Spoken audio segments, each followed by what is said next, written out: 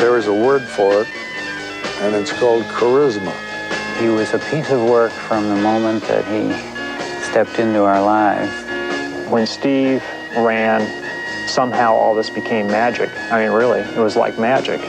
And it seemed like whenever he came out onto the track, the sun came out.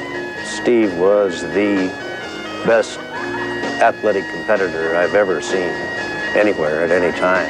Even though you didn't want to be, you were intimidated by his aura. He knew that there was more to himself and his destiny than just a normal existence. He had just begun to reach maturity when this show was over. He just had that, whatever that is. I don't know. Actors have it, singers have it. Some people have it, some people don't. Most people don't. He had a lot of it.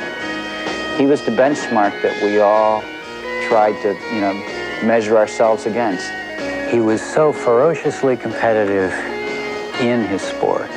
He understood that he was getting close to the limits in ways that few people do. He was the kind of guy that when it came down to compete, he was spitting fire. Of all the great athletes that have worn our products on the field of battle, we made a statue of only one of them, and that was Steve Prefontaine. He was the best distance runner in the world the year he lost his life. He'd run against all the good runners.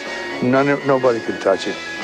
And that was a great loss to track and field when we lost Pre. The time to hesitate is through. No time to wallow in the mire. Try now, we can only lose, and our love become a funeral pyre. Come on, baby, light my fire. Come on, baby, light my fire. Try to set the night on fire. You know that it will be untrue. You know that I would be a liar if I was to say to you, girl, we couldn't get much higher. Come on, baby, light my fire. Come on, baby, light my fire. Try to set the night on fire. Try to set the night on fire. Prefontaine told me the other night, or about a week ago, standing in the lobby of the Sheraton München Hotel, he said, what I'm going to try to do is work it out so it'll be a pure guts race at the end, and if it is, I'm the only one who can win. The fact that he could go there with no experience, being his youth that he had, and run that tough impressed me. I mean, it took me 3 Olympics to have the attitude that he had in his first Olympics. And Steve Prefontaine is going to take the lead. 1 mile to go. 4 laps to go, that's it. Pre has got to run that 4-minute mile now. He's got to. He said to me, I'll run inside 4 minutes for the last mile. And I always got the impression that he thought he was the only one that could run inside 4 minutes for the last mile, whereas I knew I could, but I also knew 4 others that could as well. Here's Viren going for the lead. It seems impossible that Prefontaine can outkick Viren. Or Gammoudi. Vatanen is no place. Vatanen will not be a factor with his fabled kick. Gammoudi is going for his second gold medal of the games. Mohamed Gammoudi is right with him, and so is Steve Prefontaine. The kid is showing all the guts in the world. He's hanging in there with the kickers. Prefontaine going for the lead with Gammoudi. Viren is still there. Here comes Prefontaine.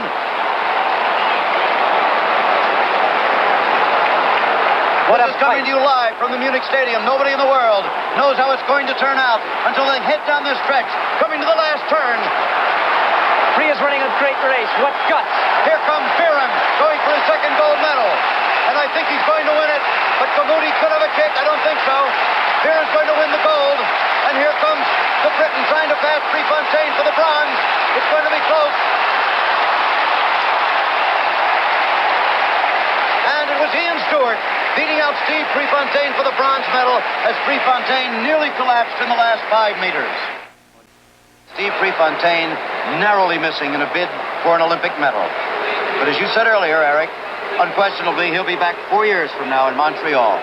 You look back at that race in retrospect, he could have been the bronze medalist if he hadn't made the burst down the back stretch. But he would rather have gone for the gold and tried for that than get a sure bronze, and that just really typified the man.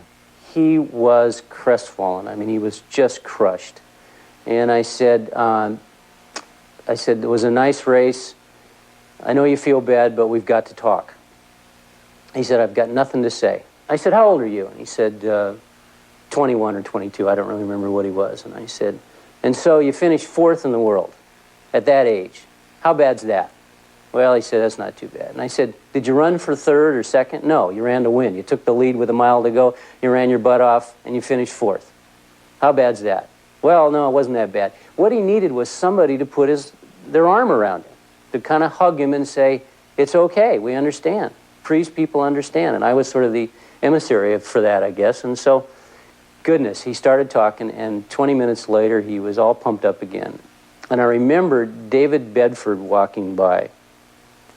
And he shouted at Bedford, he said, I'll see you in Montreal and I'll kick your butt. And it just took that long for him to get that excited. He was in top form, destroying Shorter and the rest of the field, narrowly missing his own American record in the 5,000 meters. I felt pretty incidental, really, in that last race, even though I finished 2nd. You know, I realized at that point, at that particular distance, he was beyond me. I wasn't going to be able to beat him. He was very quick to go from one victory to another challenge. He was not a great celebrator. He was a great party guy. He was a great celebrator of life. So it was fun to see him that night, really enjoying what had happened. Pre celebrated the success of the meet at a party with family and friends. Mac Wilkins, reveling in his own victory that day, thought he had finally stolen the spotlight from Pre. And I thought, by God, I finally got that Prefontaine. I beat him.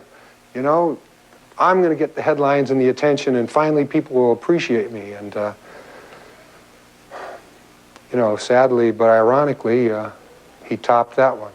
In Eugene, Oregon, one of America's best hopes for the 1976 Olympics, long-distance runner Steve Prefontaine is dead. Prefontaine killed early this morning when his car flipped over. Prefontaine was 24. For some reason or another, he moved very sharply to the left, cut left enough so that his wheel hit over the curb. They lifted the car enough so that when it hit the big stone embankment, flipped the car over on top of him and basically crushed him, basically suffocated him. To this day, nobody knows for sure what caused Pre to lose control of his car. He died before an ambulance arrived. I was the last person to see Steve Prefontaine alive. I probably talked to him maybe 2 or 3 minutes before he died. In fact, we were continuing this conversation we've been having off and on all evening about how the success of the Finnish meet would perhaps play into some revamping of the amateur rules in the United States. And I said goodnight to him, and we may have even talked about running the next day. And I've personally always felt I felt a lot of pain, really, in that, you know, my first thought was, my God, he wouldn't have been here if he hadn't given me my ride home. And I don't know, I probably still feel bad about that. I don't know as if I've ever gotten over it. I don't think, well, I'm confident that I'll never have a shock that great in my life. Pre's people flocked to Coos Bay to pay final tribute to their favorite son.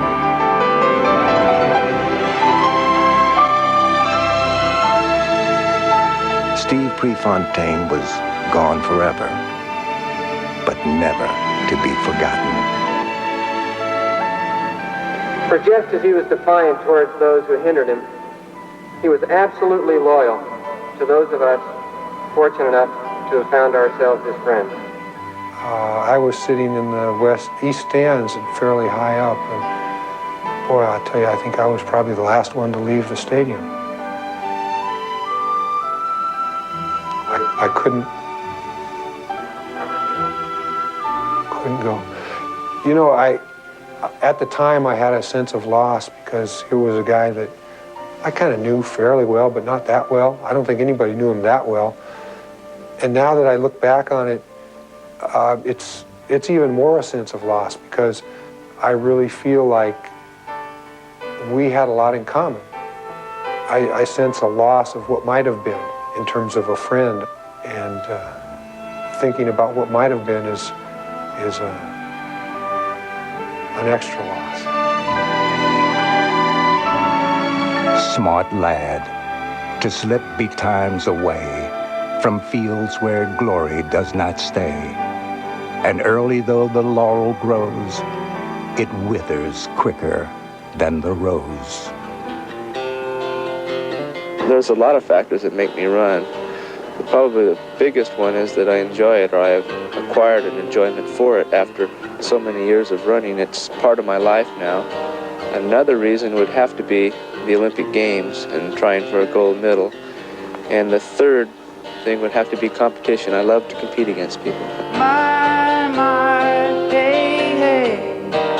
He put more into his life in the 24 years that he was on this earth than many people do in a lifetime.